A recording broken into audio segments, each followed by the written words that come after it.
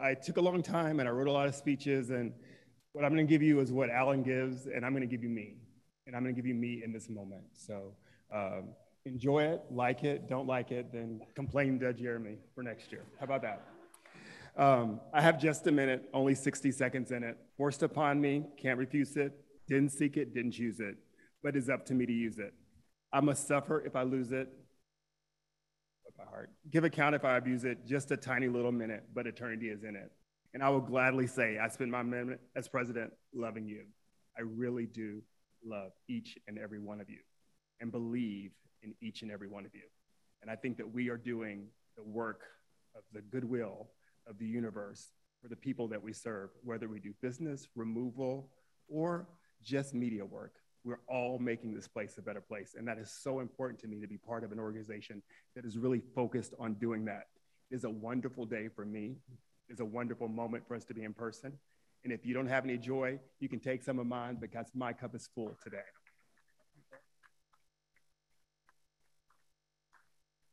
I want to start with my thank yous. And so if you're a member of AILA right now, could you please stand up and let's just look at you for a second and appreciate you in this moment, in this room together. If you're a member of AILA, stand up. Don't be ashamed. Why are you ashamed? This is our space. Look around at us. Look at how beautiful we are, how handsome we are to be back together in person. These are the people that make the organization great. Be seen, stand up, raise your hand, feel special.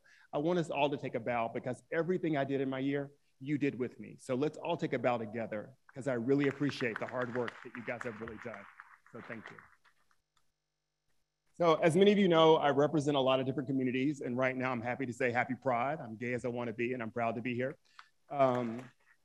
Happy Immigrant Heritage Month for those that apply. Happy Caribbean Heritage Month, and happy just AILA Day, right? This is something that's really special to us, and this is Jeremy's rise, and it's special because we're back together, and it's in New York City. So 75 years ago in this city we began, and now also we're here to celebrate that very moment. And what we need to understand is that everything that we've done, we were only able to do because of the people that came before us.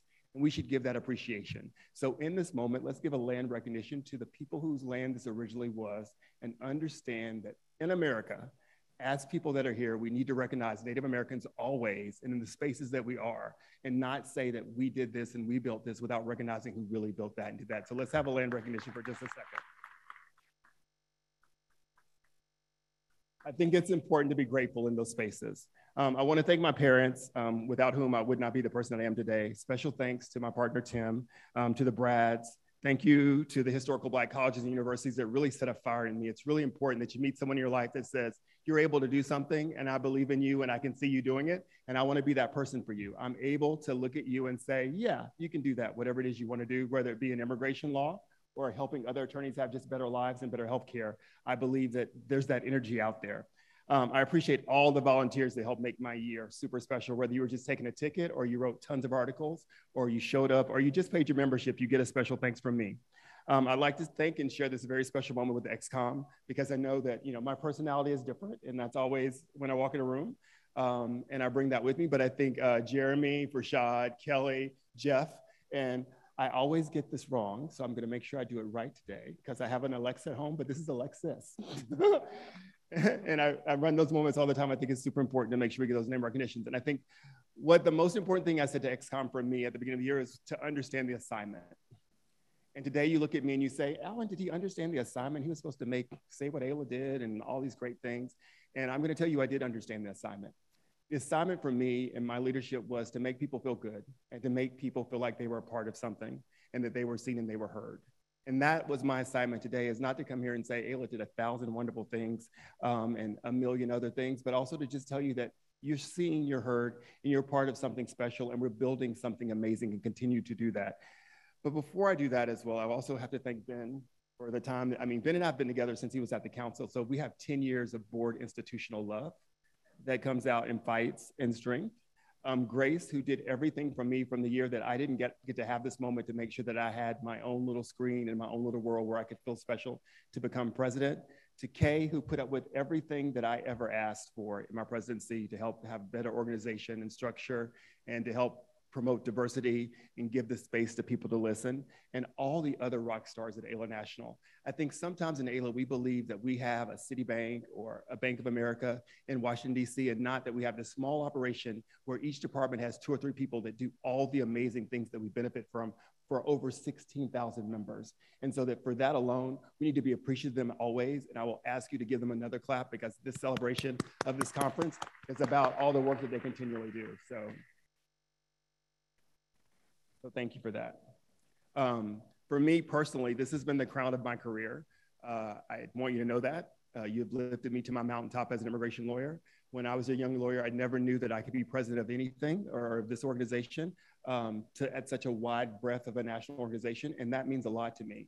It means a lot to me that I'm able to stand before my community and say, listen, gay person, you can be president. Black person, you can be president. You're welcome here. To make that expression and just my ability to be present means something to everyone, because representation is so important. And I think that we need to continue to remember that as Jeremy comes to the stage from a smaller chapter and from the South. It's been a long time since we had my twang, and I'm glad that it's coming back in a very strong way.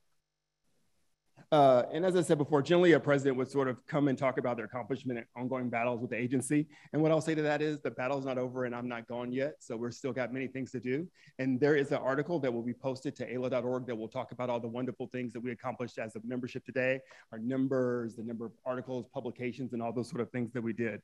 But I want to spend this time to reflect on who and what we are, and look at the palms of your hand right now. Just take a look at the palm of your hand for me, please. And just know that that's the future of AILA. Between your heart and your hands, you can decide what this organization is going to be, who we're going to promote, and if we're going to look like what we talk about and be who we talk about, with inclusion, with growth, with diversity, with levels of education, and doing the right thing and making the right choices.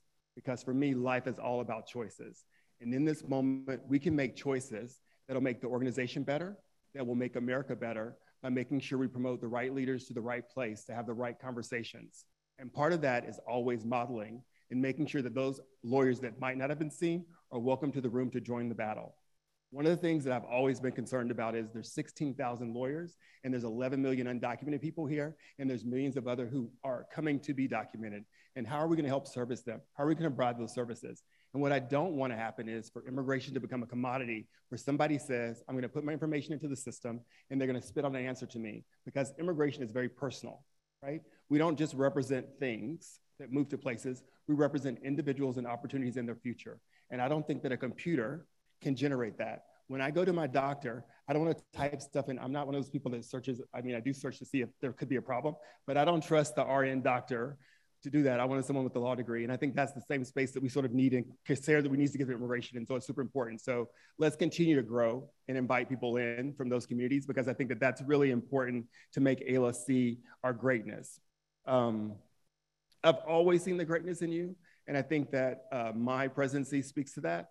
To know that I was in DC chapter, and with all the high hitters of Eleanor Pelton and the rest that came before me, that we've had our share of presidents.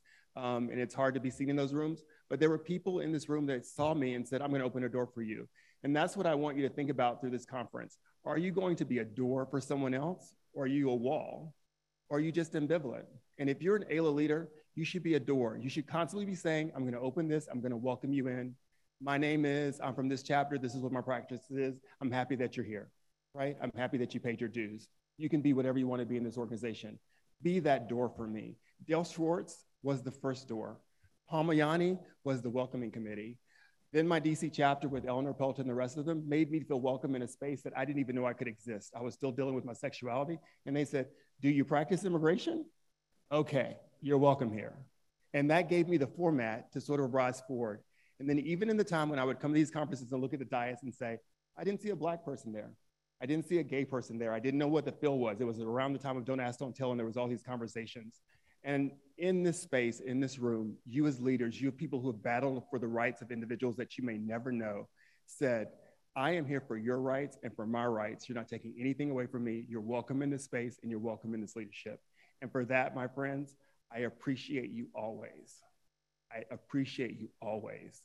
For every moment of my life from this going forward, I will always be the 75th president of AILA. I will always be the first openly gay Black president of AILA.